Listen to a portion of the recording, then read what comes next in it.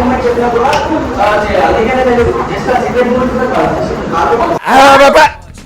5, 6, 7, 8 ఈ అంకెలు మాకోవచ్చు. డాన్స్ అంటే నేర్పు.